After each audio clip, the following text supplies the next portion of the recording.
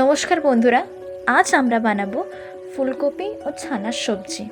তার জন্যে আমরা এখানে একটা বড় ফুলকপি নিয়ে নিয়েছি এবং ওগুলোকে ছোট ছোট করে কেটে নেব। রেসিপিটা কিন্তু খুব ইউনিক, আপনারা নিশ্চয়ই ঘরে ট্রাই করবেন এবং কমেন্টে নিশ্চয়ই জানাবেন।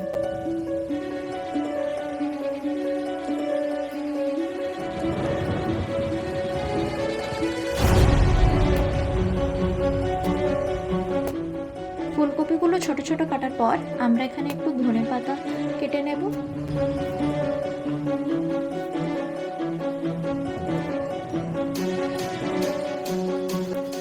এবং একটু আদা আর একটু টমেটো বেটে নেব। এই দেখুন, কেটে রাখা ফুলকপি, ছানা, আদা, টমেটো বাটা, ধনেপাতা এবং কিছু শুকনো মশলা আমরা এখানে নিয়ে নিচ্ছি। তারপর প্রথমেই কড়াটা গরম করে আমরা ফুলকপিগুলোকে হালকা করে নেড়ে নেব।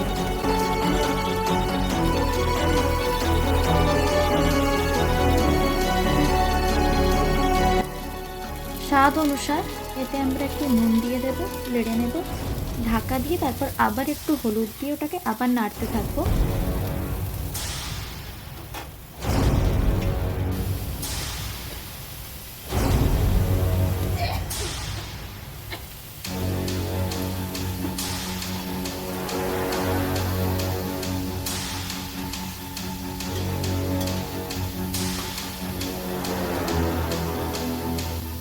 এমনইভাবে যখন ফুলকপিটা হালকা নরম হয়ে যাবে তখন ওটাকে আমরা একটা আলাদা কন্টেনারে তুলে রাখবো।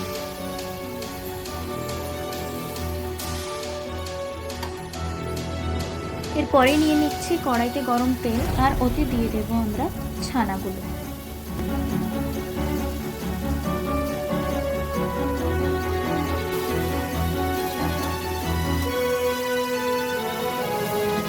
ছানাটাকে কিন্তু খুব বেশি পাকাবেন না, এটা একদম হালকা একটু একটু হলুদ ভাব আসলেই এটাকে আপনারা নামিয়ে নেন।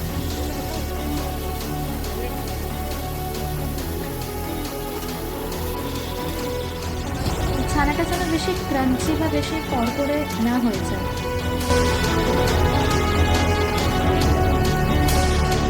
এবার আসছি আসল কাজে। অন্য একটা কড়াইতে আরেকটু তেল দিয়ে ওটাকে গরম করে ওর মধ্যে তেজপাতা, শুকনো লঙ্কা, একটু পাঁচফোড়ন দিয়ে নেড়ে নেব।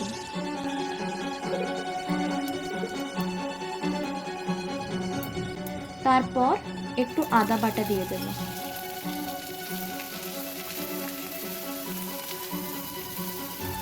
আদা বাটা দেওয়ার পর আমরা এখানে দিয়ে দিচ্ছি কিছু গোটা মশলা, যেমন দারচিনি, এলাচ এবং লবঙ্গ এবং একটু হিং। এটাকে আমরা ভালোভাবে নেড়ে নেব যাতে মশলাটা কাঁচা না রয়ে যায়।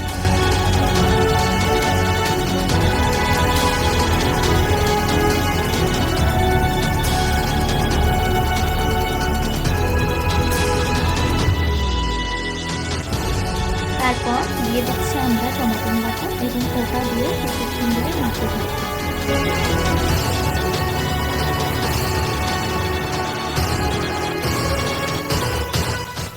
এবার আমরা ওতে দিয়ে দিচ্ছি একটু হলুদ, একটু লঙ্কার গুঁড়ি, সাম্বার মশলা আর একটু জিরা পাউডার। এই সব দিয়ে আমাদের মশলাটাকে খুবই ভালোভাবে কষে নিতে হবে। তার সাথে একটু গোলমরিচের গুঁড়োও আমরা অ্যাড করতে পারি।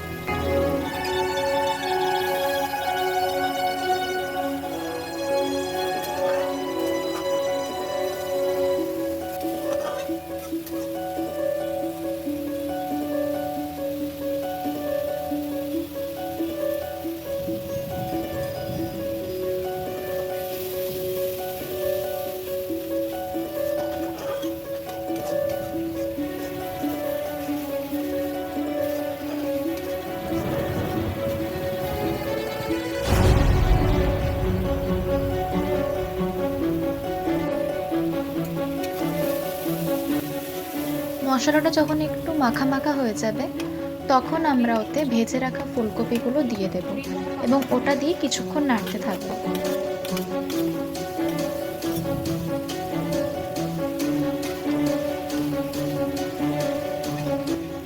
ফুলকপিটা যদি হালকাও শক্ত থেকে থাকে, এই সময়টা আপনারা ওতে একটু জল দিয়ে ওটাকে ঢাকা দিয়ে আপনারা ওটাকে নরম করে নিতে পারেন।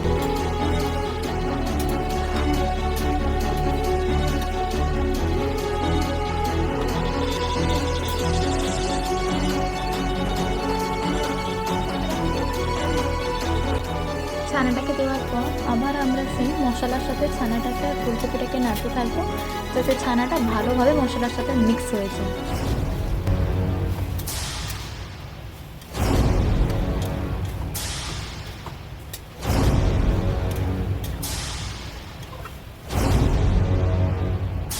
তারপর 1 চামচ গরম মশলার গুঁড়ো দিয়ে আমরা ওটাকে একটু নেড়েচেড়ে ঢাকা দিয়ে রাখবো।